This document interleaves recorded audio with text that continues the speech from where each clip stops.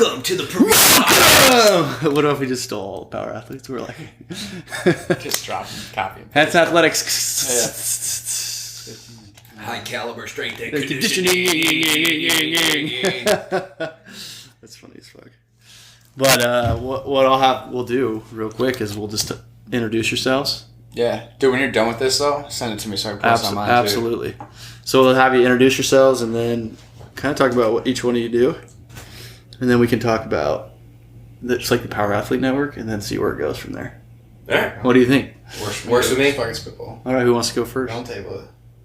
Well, Brian, you go You first. fucking start, dude. It's your show. They know who I am. Brian, it's your home. All right. Yeah. Say hi. Everybody, Yo, it's all my right. mom and dad, dude. They know who I Hey, am. yeah, no, that's why I want to have you send me all this shit so I can post it for my mom and my aunt to listen to. Yeah, exactly. Yeah. No, all right. So yeah, I'm Brian, out of Detroit area, Troy specifically. We're kind of having a party here this morning. Darren's in from, well, you guys know Pocatello. But yeah, I kind of came in. Travis, the owner of High Caliber Strength and Performance, was grateful enough to have us in here, and yeah, so just kind of here at my home, I guess, where I it's weird saying I make my career out of personal training and strength conditioning, working with more in the CrossFit community is teaching classes, but working with younger athletes, doing the one-on-one stuff, but really integrating the Power Athlete methodology into all of it. And for me, that all started back in 2010 after ending a very short, mediocre college hockey career and through injuries, and moved home, got into CrossFit, got into training, and found Power Athlete really quickly, and was, as I like to say, in my own way, not diving in for head first, but like intuitively was always just drawn back to that fast and heavy shit that they were posting in CrossFit football, the OG days. Oh, yeah. And it was always like intuitively, you just like after a week of doing it, you just felt better about your life and your body, and everything like happened fast. And I always wanted to go to the certs, just never did. And, like, oh, I don't want to spend the money. I don't know what I'm going to get out of it. And then just this past, January, well, in December, I met Chris at the symposium, and then a couple months later, I went to the Block 1 where I met you, Darren, and it just kind of, that was a really enlightening experience for me for obvious reasons, right? I mean, careful what we say about it to make sure the experience for anybody that's listening about it that go to it and get it. But meeting some great people, but for your own, like the own takeaway out of it, it really was like a eye-opening experience as far as why did you wait so long? What were you scared of? And then it kind of peeled back those, the emotional theory of today, theme of today, of like what got in your way to hold you back. And it was just one of the greatest experiences of my life so far. And every day I'm thankful for it. It's definitely changed my philosophy on training. It's changed a lot of clients and athletes that I've worked with, and people moving better. So for me, that's kind of, I don't know, a quick tidbit there. There we go. Trying to start the business. Life well done. Life well done. Life Check well it done. out. Little plug. Yeah. To your mom and dad. To my mom and dad, check it out. And then we have Chris here, the Lord and Legend of Jack Street. Oh, get out So of here. we'll let Chris introduce himself. What's up, everybody? My name's Chris Ferguson. I'm also from the Detroit area. I physical therapist by trade. Went to Wayne State, downtown Detroit, for school. Been doing PT pretty much ever since high school. I knew I wanted to do that route. Wanted to be in the medical field. Didn't really know much about strength and conditioning at all until actually after PT school. That's kind of when I stumbled upon the whole Power Athlete methodology and started going down that route. What happened was I was doing more orthopedics, and one of the slogans is destroy mediocrity, and I was kind of getting a little fed up with just people not wanting to get better. And unfortunately, a lot of the medical profession is just kind of just push people along, people not helping themselves. So I made the change in the last year. Now I'm doing strictly sports performance physical therapy out of a clinic just outside Detroit in Livonia, Michigan. And so I do mainly physical therapy, and then I'm also a strength coach. We work with a couple of the high schools in the area, and I lift for fun. Oh, yeah. There we go. For fun, he said. Fun. Professionally for fun. This guy who puts on 6 million pounds. I'll just carry it. Yeah. This is my first podcast, too, so I'm pretty pumped for Yeah, this. let's go. Cherry pop. So I think Cherry pop. Cherry pop. So I think a good direction to go right off the beginning would be, since I'm in a unique situation where I work hand in hand and share a building with the physical therapist, and then Chris is a physical therapist. And what I found is she actually invited me into her building because of kind of the methodologies I got from PowerAthlete. So the way I was teaching movement and the way I was doing things caught her eye. So I was wondering if you going through school, like if some of that matches up with like how PTs are taught, or if she just, because she's all about the toes forward, she's all about that posterior chain, and she was pretty switched on to that. So I didn't know. Yeah, I mean, that's what kind of drew me to the methodology to begin with. Actually, there's a PT at my work who's now also going through the methodology because she sees what I'm doing, and it clearly carries over for the clients that I work with. Yeah. But what really drew me to just the course itself was the attention to detail. So a lot of strength certs, I got a couple different strength certs. There is definitely not as much attention to detail. Mm-hmm. I forget what the slogan always is. We teach movement, not movements. Yeah. And a lot of the times when it comes to injury and, I mean, just performance in general, a lot of times people get injured because they don't know how to move well to begin with. The basic, the essentials of movement. Yeah. So a lot of times, one thing that our company's pushing for a lot is long-term athletic development. We've started pushing that a lot. It's been around, forever, since the 50s, and we're seeing all these kids get injured coming in, like baseball players, hockey players, kind of those like single sport athletes that, these kids can't crawl, these kids can't lunge, they can't do a step up. But they're playing 50 games in a month. Yeah. So, you know what I'm saying? So that's what drew me to the whole PA. Yeah. And then go from there. Yeah, that's rad. Because I just found it interesting because since I've done that cert, and like you said it perfectly, attention to detail, it's made my business boom, at least in the in-person. Like I had 2 initial consultations this week, and my gym's like 5 times whatever, like the cost of any other gym in town. And they come in and I do an initial assessment and just break down their movement, and they're like, holy cow, I've gotten more information from this than I have in the last year at my gym. How do I sign up? I think about it for myself, where like, playing hockey most of my life, like I never was the attention to detail. I didn't understand. I had nobody coaching me, so it was kind of like, oh, high school person here, that person, dude, you're just, you taught me bench press over here, and all these things happening, and I'm pretty beat up, like from injuries and then just not training properly. And so PowerAthlete kind of exploited a lot of those things as far as like, well, you can't keep training that way and be healthy. And so, and even in the last year, I've really started to take the movement side of things more seriously. And although more things have come up injury-wise, a lot of the old lingering issues have just gone away. And so some of them aren't just going to be credit. You have some, alternative therapies that really help the body get in balance. And but that goes hand in hand with what PA believes really is that understanding the fundamentals, right? So we always, people hear basic and think easy, but like they're not. Alan Stein talked about that symposium that you and I read, Chris. Like, basic does not equal easy, but it's not shiny, it's boring, and everybody wants to go towards, like I call it, booty by Jane with all the bands and stuff. Like, I grew my booty 6 inches with using a band. You didn't, though. You just didn't. Like, that's not it. Like, whether you're 70 years old or you're a 16-year-old athlete, you're an athlete. I stopped using, when I teach classes, I stopped teaching it as a sport application, and I started talking about, well, listen, regardless of your age, if you're walking down the road and you catch your toe on a lip of a piece of cement and you start to fall, how do you stop yourself? If you haven't focused on strength, you don't even have the ability to plant your foot and keep yourself up. And then we start talking in the stuff like as simple as like, it's not how much you move, it's how you move it, right? And so then if you haven't created the speed from your lifts or just proper movement in general, the step up, the lunge, the primal movements, how do you expect to just live your daily life and stay healthy and perform the most basic movement that we have, walking, Yeah. So to me, like all those things, like reinventing myself, the way my body mechanics are being functioning. Yeah. There's some issues for me that I'm redirecting. But then even you take it to an application of like, you're at the grocery store, you trip over something, how do you stay upright? Yeah. And that ties in, in college when I was finishing my degree, I did like a little dissertation / research project on people that were in rest homes and people that weren't, between the ages like 65 and 85. So we went around to the local rest homes And then we did general physical testing. And the number one marker, so we did VO2 and we did like base strength levels.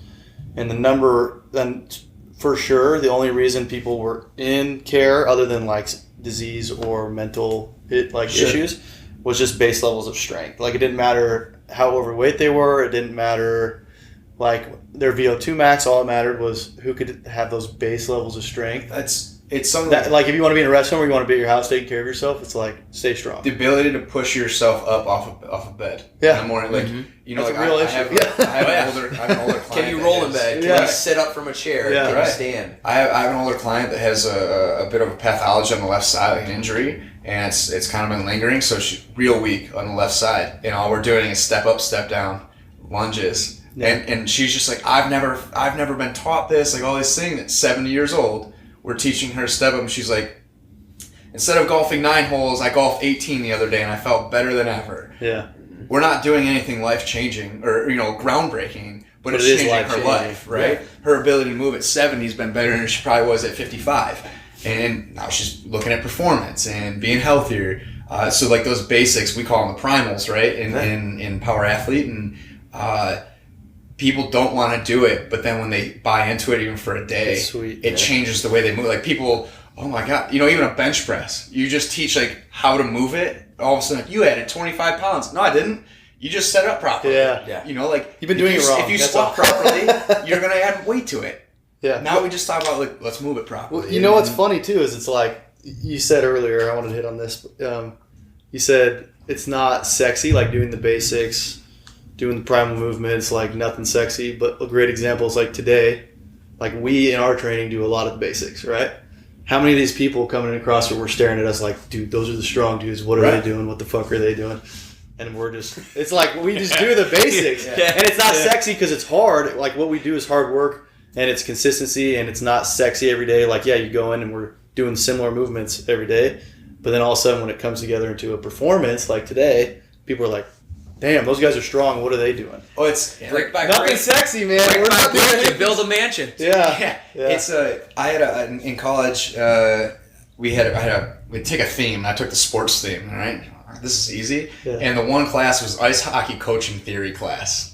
It's actually it's actually pretty intense. And you go in there, the whole hockey team's in there, and you're like, this will be fucking blow off, right? And it wasn't. I got an A- in it. Yeah, it's hard. What? But the teacher was he had a really good semi-pro hockey career.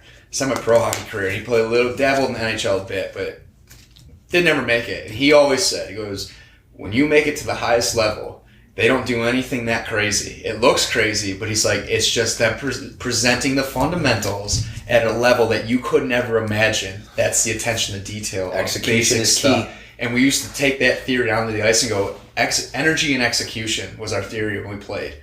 Energy and execution. Do the simple shit better than everybody else, and the rest, and then the rest comes. You can do other dynamic things when you have that, but that's I'm not a stud in the gym. I'm just not. But I move pretty well. I focus on my movement all the time, and I'm mediocre strong. But when I jump into a CrossFit class, yesterday in the gym, I crushed everybody.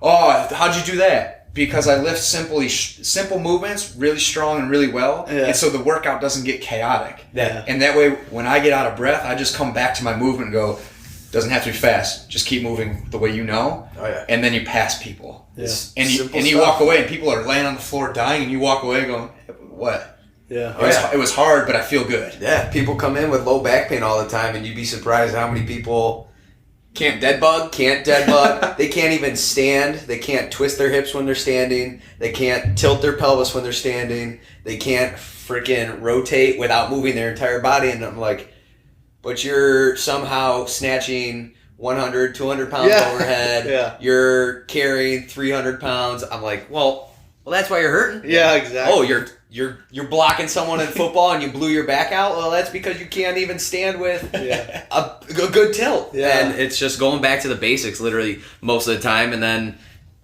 building up from there. What do you see with, because you work with a lot of kids, all right, like high school kids? Yeah, high school, college. Yeah. So we have a couple too, and I'm curious what you see, because I just wrote an article on this, and I want to hear your opinion. But in my opinion, these kids they're overplaying their sport. So they're like either playing year round or they're playing one sport, but they are always playing year round, and there's no like off season. And I have to convince these parents. I'm like, if you would take these kids out of sport for give me 4 or 5 months, like in the off season, especially the one sport athletes.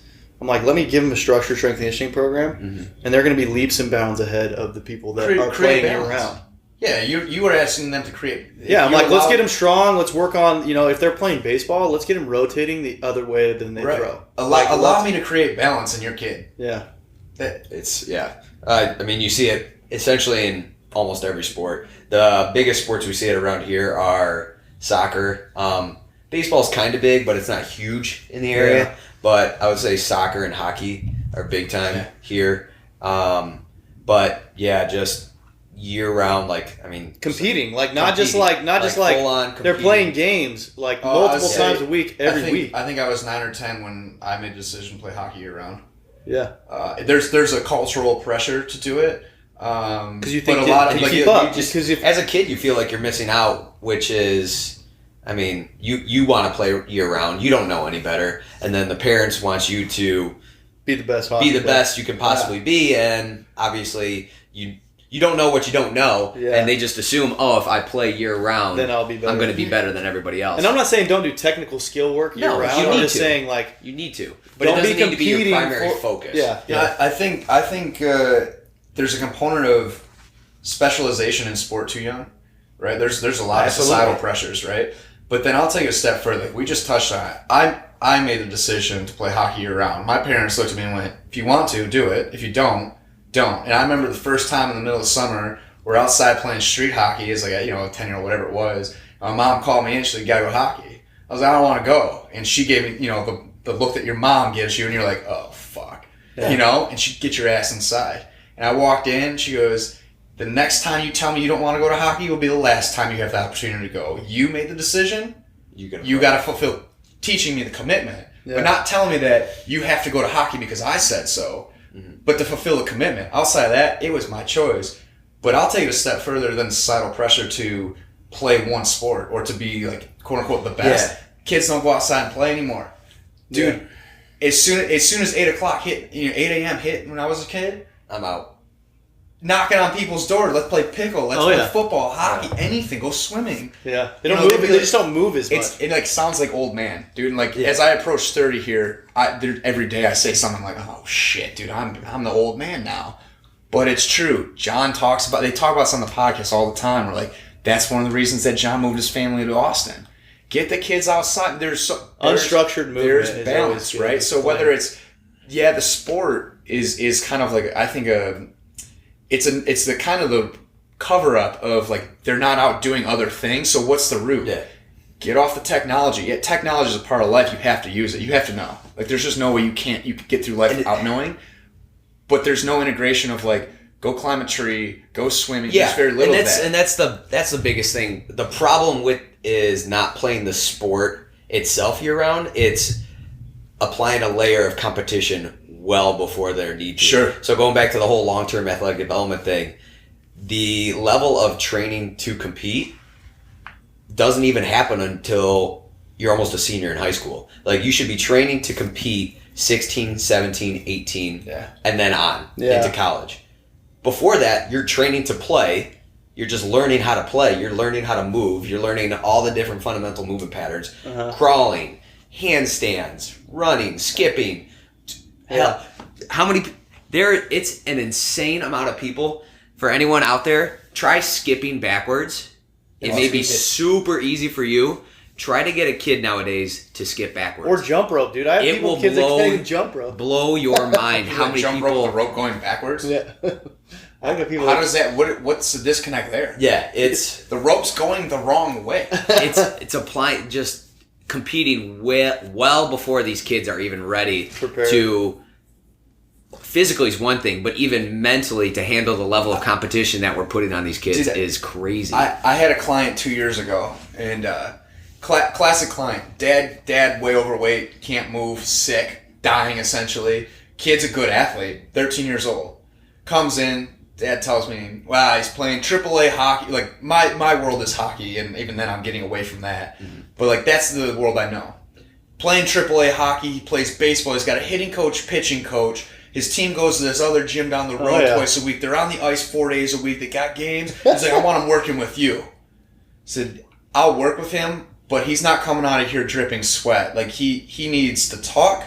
He needs like a friend that just goes, what's up?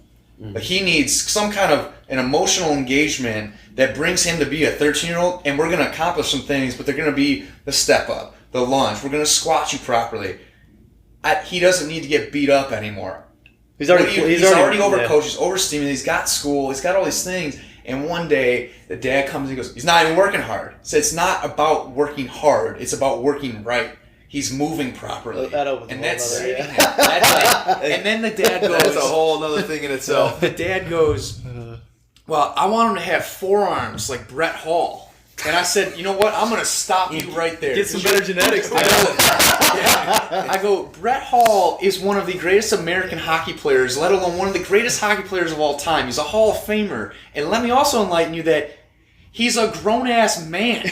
Your son is 13. He will get stronger by just doing things. By living. But, like, there shouldn't be a pressure for him to get big forearms. What is big forearms? You know what they mean? You know what big forearms mean? Yeah. Your son's in his room. We got issues here. He needs an outlet bad.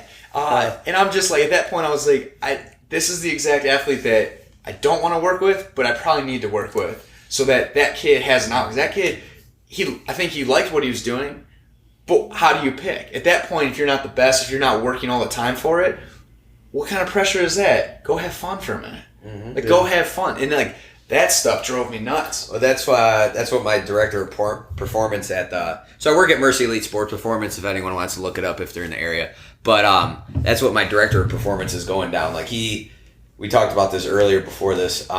He really doesn't even go into the whole PT thing right away. He's super big into the spiritual, mental, emotional aspect of pain and just sport in itself. And I can't tell you how many times I've seen him do an initial evaluation where sometimes he doesn't even treat said person the first time, but those people will come out there bawling, smiling, laughing, just like a weight lifted off their shoulders, because it wasn't even their back that was hurting. It was, oh, my dad's killing me with this. I have gymnastics 30 hours a week and I just can't keep up with it, and everyone else is surpassing me, blah, blah, blah, blah, blah. There's so much more. The medical community, there's still a part of that community that still wants to ignore the mind-body relationship, and now it's take it a step further, the emotional body relationship. Yeah. You don't think that there's shit in your body that's glued up because you are carrying baggage? Mm-hmm. I mean, when you find, like, you have a therapy session, you might be with a physical therapist, and you just start to open up, and all of a sudden they haven't touched you, and you walk out and you go, man, my back feels better. Yeah, you're carrying yourself differently. Your chest pumped up now. Like, you're walking out here like a man now. Like, right? Like, you feel good. Yeah. You feel like, all right, I'm in control a little bit more. You've released that valve of, cool. And that's feel better. And like, we talked about this earlier. Like, muscles hold on to stuff. Muscles function from the neural system, right? And the neural system's the mind. It's starting there. So you got to get through that stuff. Yeah. Does he have any formal training in that, or is he just good at that? Yeah, we're actually, unfortunately, there's been a prevalence in, like, suicide in younger kids nowadays. So actually, as a whole, our company is going to do some mental, emotional, and, like, suicide watch / prevention training in the next couple weeks as a company. So that's cool. That's what we're doing. And that main guy, he has already some certifications. He has a couple different certifications. He actually spoke in front of a whole conference on how exercise and just physical wellness brings down, like, just suicide rates. He spoke He went up to Grand Rapids, Michigan, if anyone's familiar with the Michigan area, and spoke in front of a whole conference just about how exercise can help our youth, specifically, like, just youth in general, not even youth athletes, with depression and suicide and all this stuff. So That's rad. My girlfriend's going to school right now for marriage and family counseling, but that's kind of our plan is going to be when she graduates from grad school to have like a mental and physical approach to our training. So that's maybe awesome. it's like an included package where they come and work out with me, and then when they go to recovery session in like a non-traditional setting, maybe a room like this with turf and rollers, and then my girlfriend's in there and they're talking just about life. Like while they're cooling down, like with a licensed therapist. It's it's something that like I love being in the gym. I love movement. Love teaching it. It's exciting to watch someone get a PR on their back squat. People are like, why aren't you more excited? You stick around long enough, you're gonna get stronger. These are fact, right? Like you just do it more, you're gonna do it more. But like what I'm most excited about is when you get that connection with one of your athletes, and they open up to you, and then they walk out and go, "That was great." You're like, we didn't do any training today. Yeah. We did very little training today, Very but small. they feel better. And to me, like, I think I've always been more of like a connection, my quote unquote gift is like connecting with people. Absolutely. And opening them. I've struggled with my own pain. I listen to podcasts. I go way all through my experience with suicide, addiction, all these things.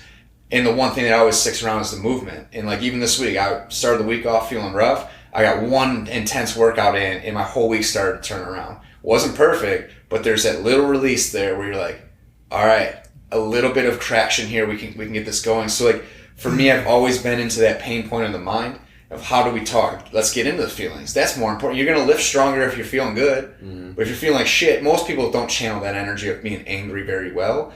We got to find a way to get through that, move to something else. So, to me, I've started to really contemplate like, do I want to take is training going to be my vessel to getting to people's minds? And I think that I'll end up more in a sports psych and performance. That'd be rad. Yeah, that's some rad stuff. That because to me, like I've always been taught, teach what you want to learn. And for me, my struggle was my mindset. It's you come in here, and I think that's everybody's mindset or struggle. So it's really kind of that to me is what ignites me. And for the first time, maybe I'm actually acknowledging that and saying like that's probably the direction I will go.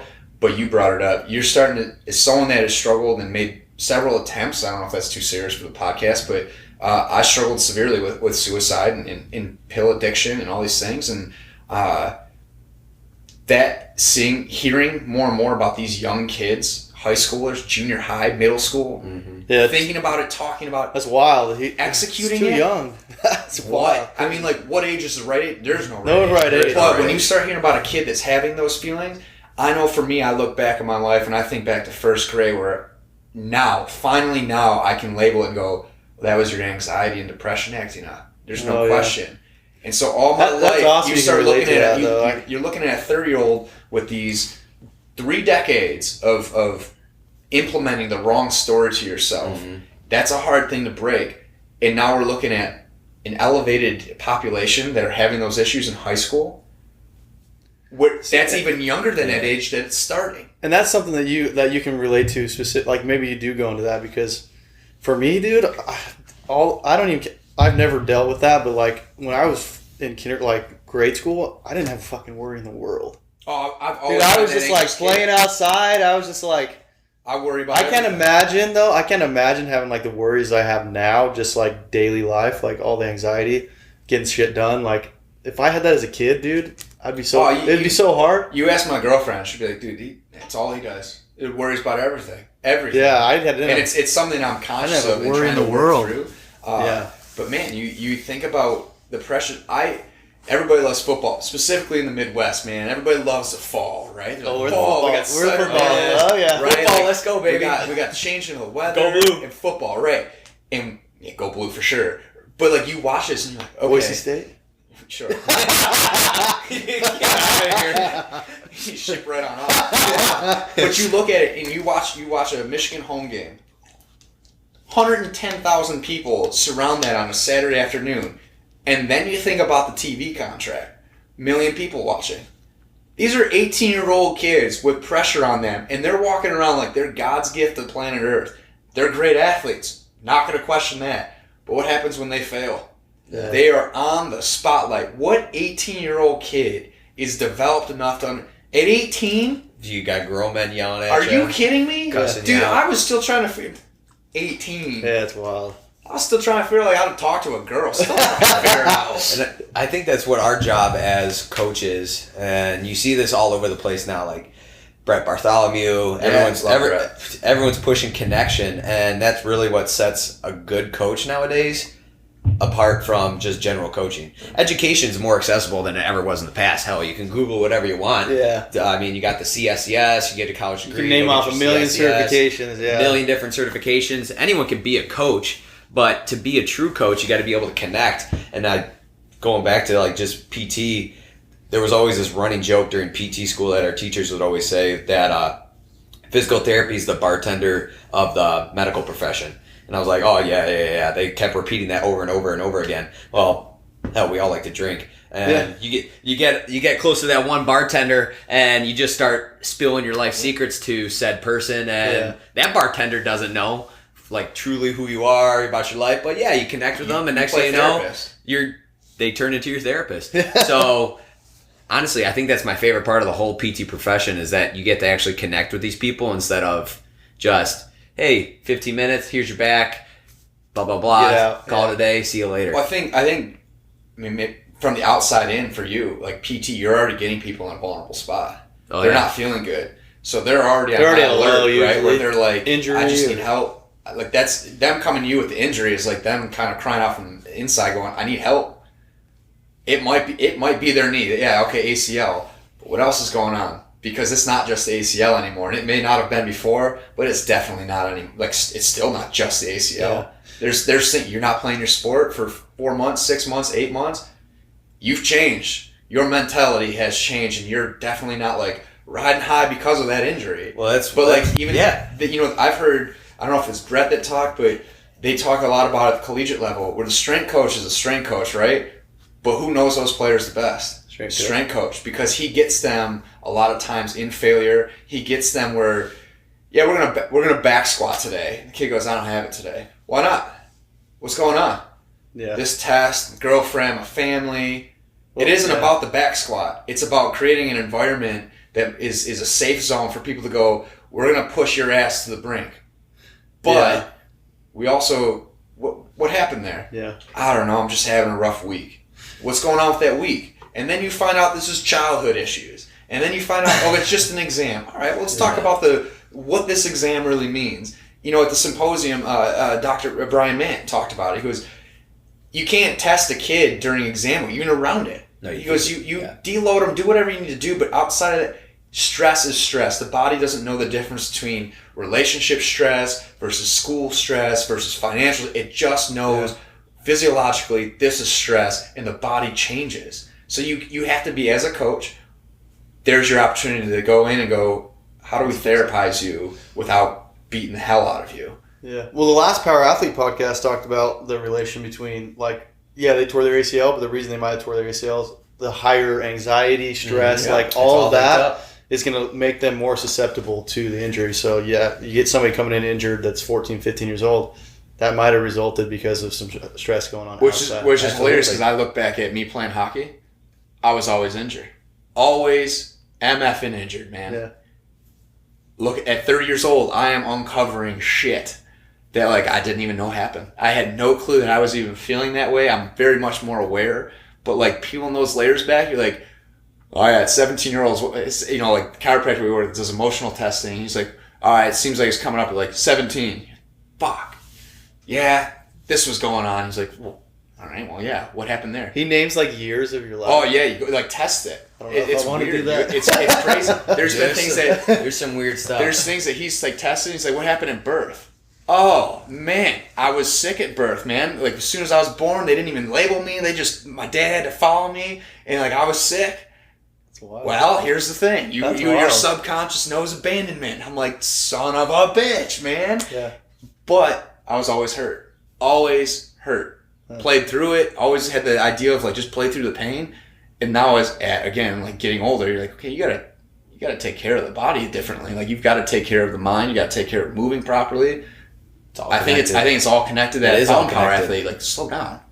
Slow down, do the basics really well. Take care of your mind, take care of your body. It's huge. Yeah, I like PowerAthlete. I like I've been digging into Logan Gelbrick's stuff, the growth mind, his book, and then going into some other books, and it's that mindset helps a lot too, I think. If you can get your kids to get your mind right. Yeah. Yeah, because Awesome. I would say I'd tie into that, like what you were at earlier, and it's like my high school kids that come in, I mean, we train, and I'm teaching them movement, but I think most of the progress these kids have made is just their confidence when they come in, because we look intimidating, me and the other guy that we run the gym, but it's honestly such a safe place for them, and we're just building them up and telling them how great they are, because I can tell these kids get told all the time, like, for example, we have one person that their parents always tell them, you're wild, and she hates it. Like, she hates it so much.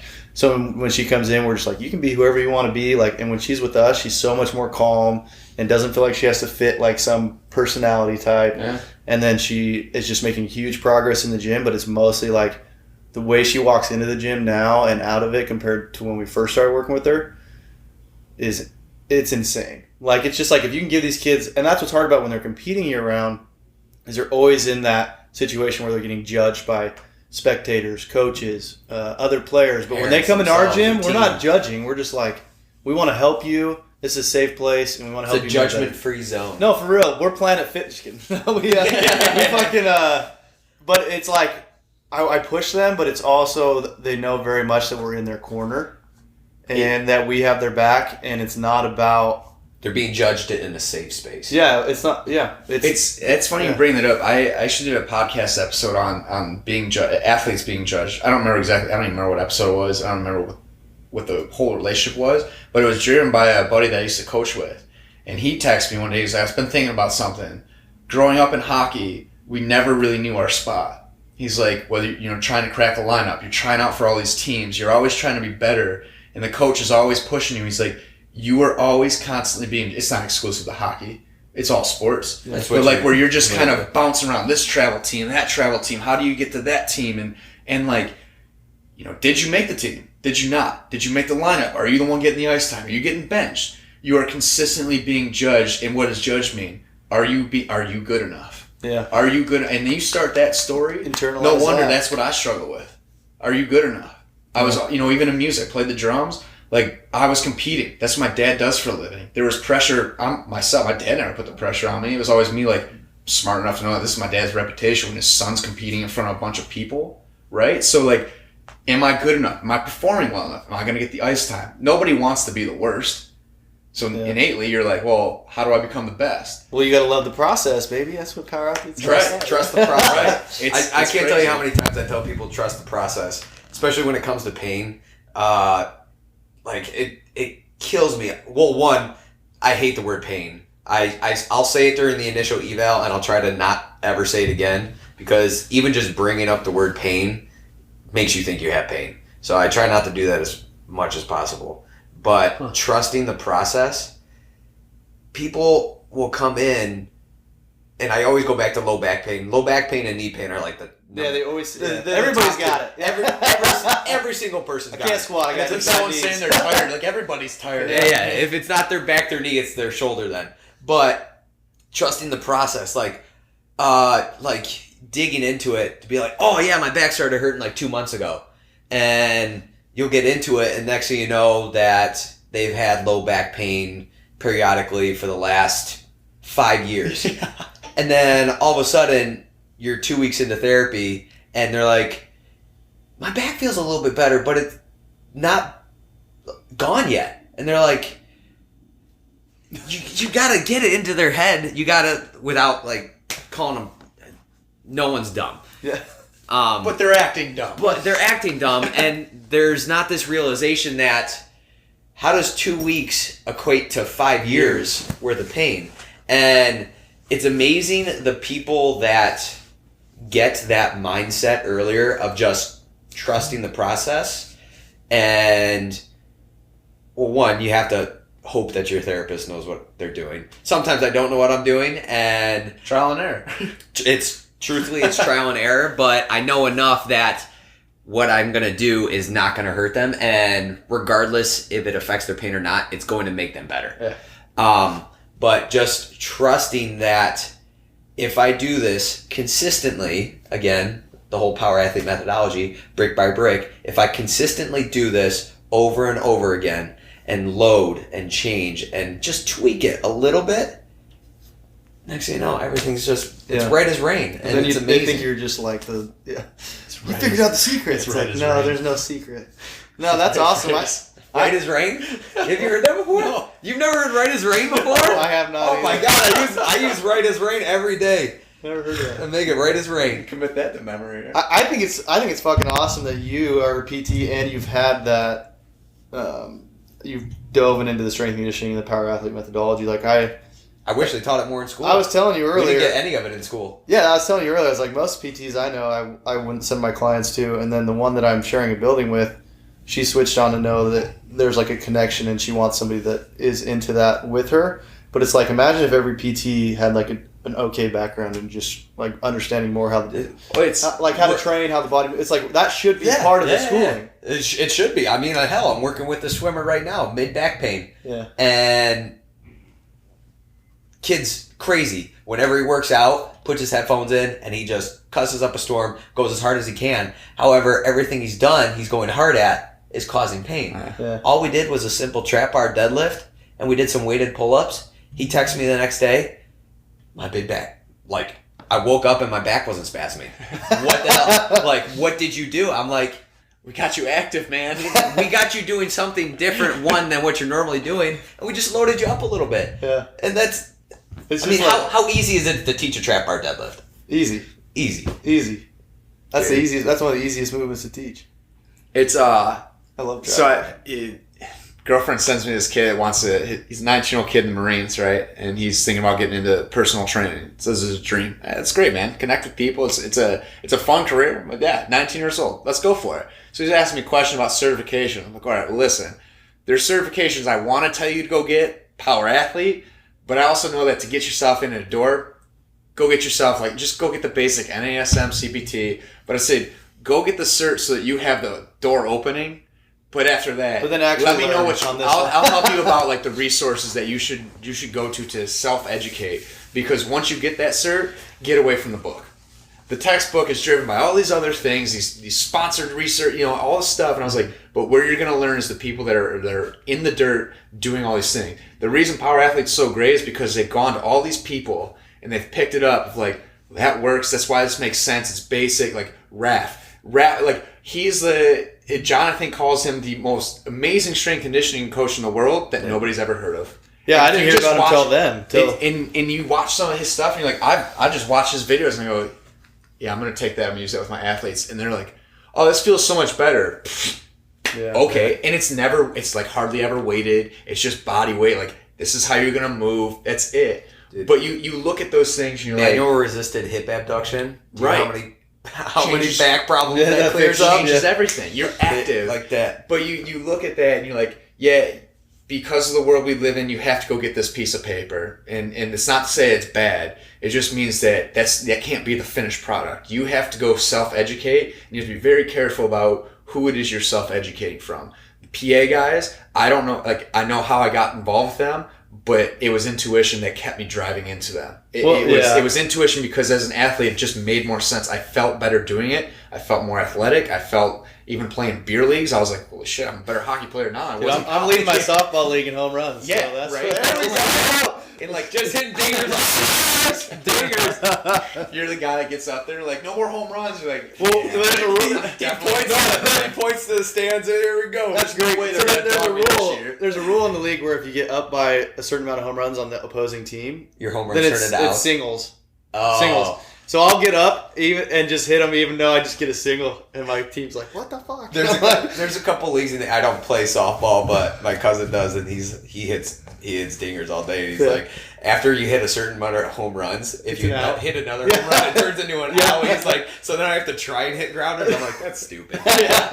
Just let me get there and wail away, man. Let me show the power off. That's right. This is what I've been working for. So one thing that really helped me dive into PowerAthlete too, I was doing a CrossFit football, but then the more I learned about him, it's dude, John and those guys have had connections with so many legendary strength coaches, and then just took in the things that they like and worked and put it into one.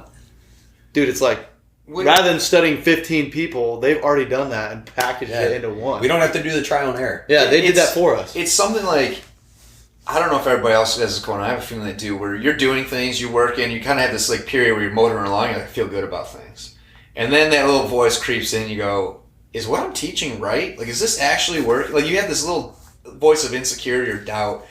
And then at the right time, It's a curse of knowledge too. Yeah, like you might be. You're thinking about things way too deep. Right. And then all of a sudden you listen to a PA podcast or they post some kind of article or, someone else you respect posts something and you're like, oh yeah, this guru out here's like coming on. He's like, well, this is why we do that. And you're like, oh, we've been doing that for 10 years. We're good. Yeah. And you're like, your confidence is restored. Yeah. It's like the universe is like, here you go. Yeah, you're on the right path. But I felt like every time I've ever started to question something through the Power Athlete community, whether it was them or someone, a guest they brought in or something they've just linked up to, we talk about, like, to me, like Stan Efferding, crushing the nutritional game right now. It just makes, like, it makes sense. It just makes sense. But then you look at what he's doing, you're like, well, yeah, I mean, on a basic level, Power Athlete is already doing that. Meet your foundation, eat with abandon these things, kind of Roy G. Biv, the vegetables, like, just be basic with it in your performance, your health, your overall life and quality of life is just going to continue to increase, right? Like, yeah, go out, have the beer. Don't be weird. It's okay. Have a beer. You're fine, right? We got to make simple sexy. Right? Sexy. So it's one of those things that it's kind of funny that every time I have this little voice of doubt, there is something somehow indirectly or directly linked to Power Athlete that I'm like, restored. Confidence restored. Yeah, the Arnold. We got an Arnold Schwarzenegger encyclopedia in here. This is dope. I've never seen this before. It's the basic I stuff need that. always shows up.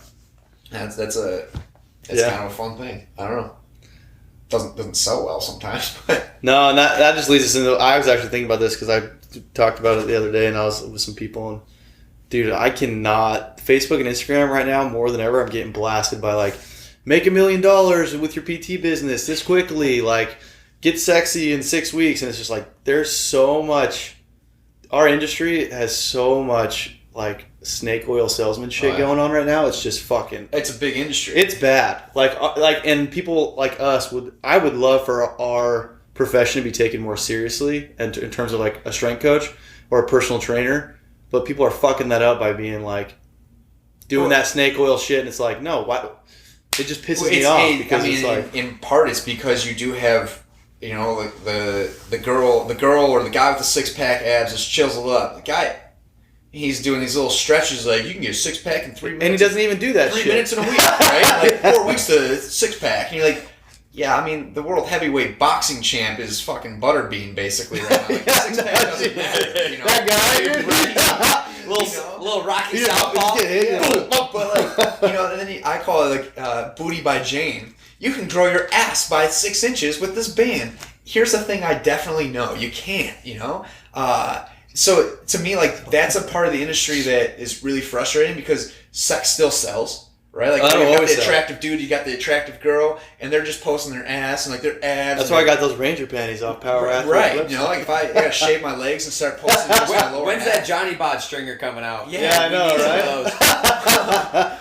But like that does a disservice to people, like all three of us. They're like, we're trying to teach you to be a better human being, and if you're, regardless of what level of athleticism you are, whether you're 80 years old or you're 10 years old.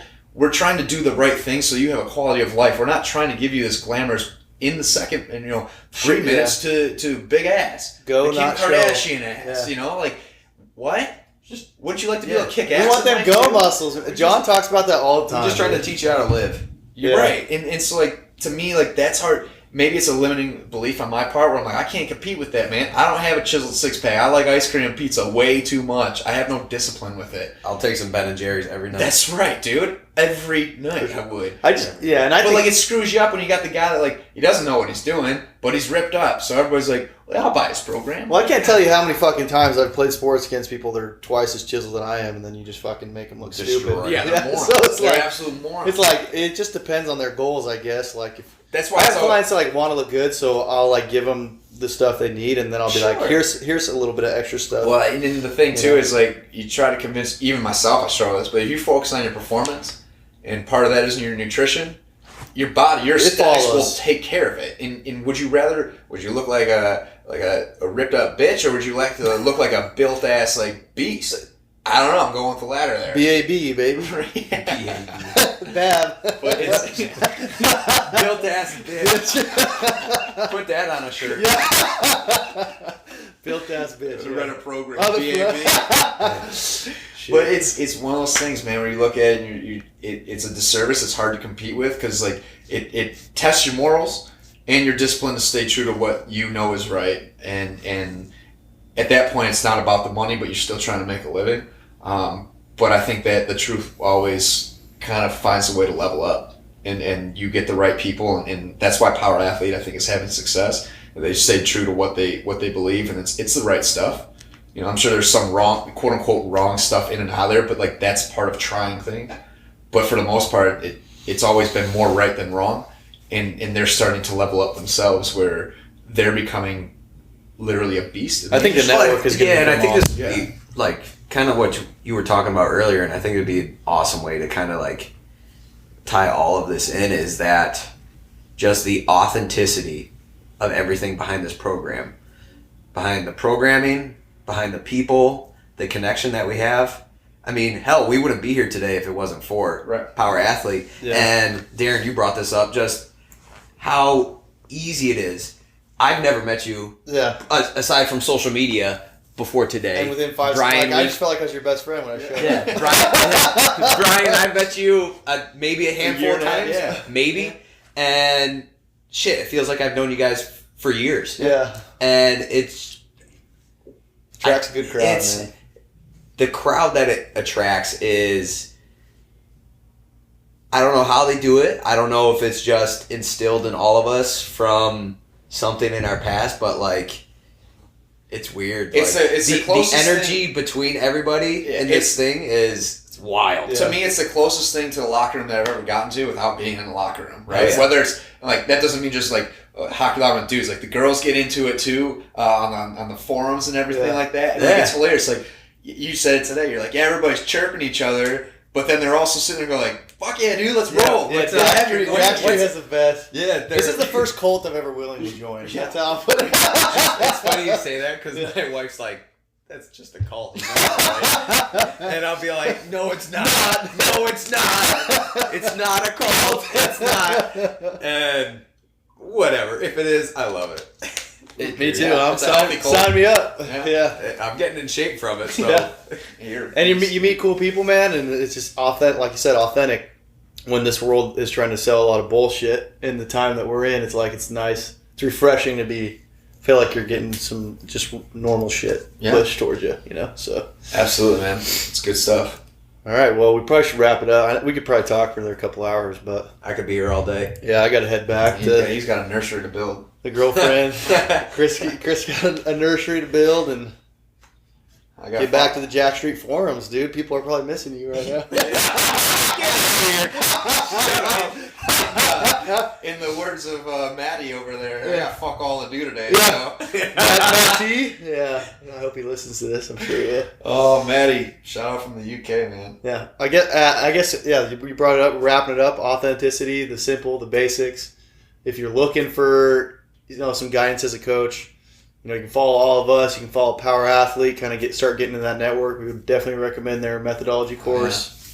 Go through that whole process and I don't know, man. Stay consistent. Lots of learning to do. Simple is sexy, baby. Yeah, simple is sexy. And built-ass bitches. That's what we built-ass bitches. So you can put that away. Hashtag built-ass bitches. I'm going to start putting that on all my Jack Street posts. Built-ass bitches. Yeah. Hashtag ass mask too. Let's get that trending. All right, guys. Say goodbye. That was great.